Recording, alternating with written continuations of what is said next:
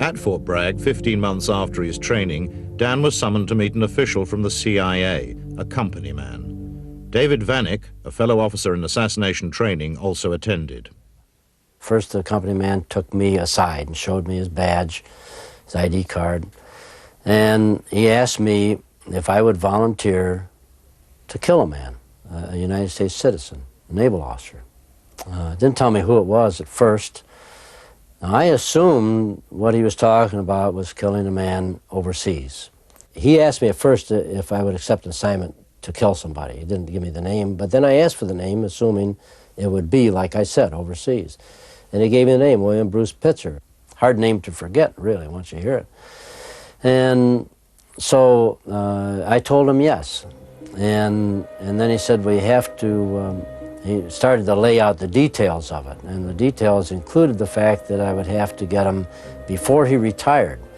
And he retired in a very short period of time, if I remember correctly, and he was stationed at Bethesda Naval Hospital. So I'd have to actually get him here in the United States. Well, I refused, because that wasn't the way that we were trained that this was going to happen. We were supposed to be used as their assets, the CIA's assets, for use in assassinations overseas. In the United States, the mafia was supposed to supply what resources they need for killing somebody here in the United States. So he then asked David Vanck. He went over to David Vanck and talked to him. Now, I don't know what he talked to David Vanck about. He might ask him the price of ice cream, I don't know.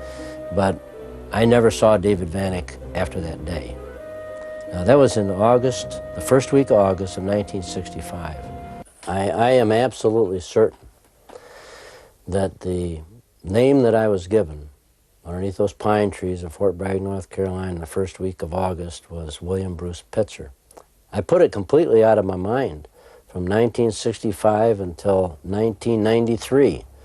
And I was watching a special in November '93 about the assassination of Kennedy. I think it was a special by Jack Anderson.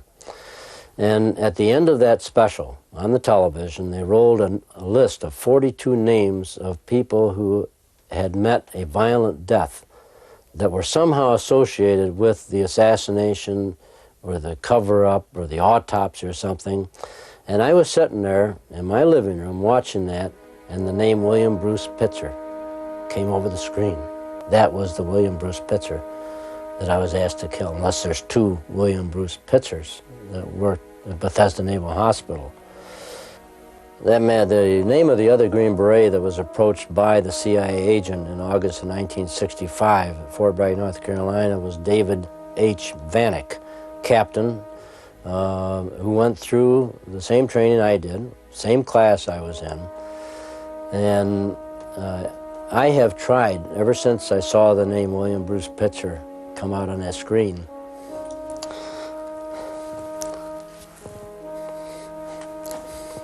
I've tried to find him. And I've been totally unsuccessful. I sent letters to the special office and the Retired Services Directorate, where they'll take a letter that you send them with a man's name and serial number, and they'll forward it to him. Or if he's deceased, they'll send it back to you. I got no response from them, so I finally sent another follow-up letter and demanded a response, or I threatened to go to Senator D'Amato to help me on the response. And then I did get a response, but the response was that David H. Vanck never existed in the United States Army. But Dan still has published Army orders proving that Captain David H. Vanck was with him at the Special Warfare Center. It was such a relief when the House Assassination Committee allowed me to talk. Then I could get it off my chest. It was such a relief to do that. And I'm glad it was brought out of the closet. At least I don't have to walk around the rest of my life bursting at the seams waiting to say, you people don't realize what I did or what I saw. You just believe what you are told to believe. And you know he was shot, you know he was dead, and you know he was buried. And that's all the general public knew. They didn't know about what we knew. And that was a hell of a feeling to carry around with you.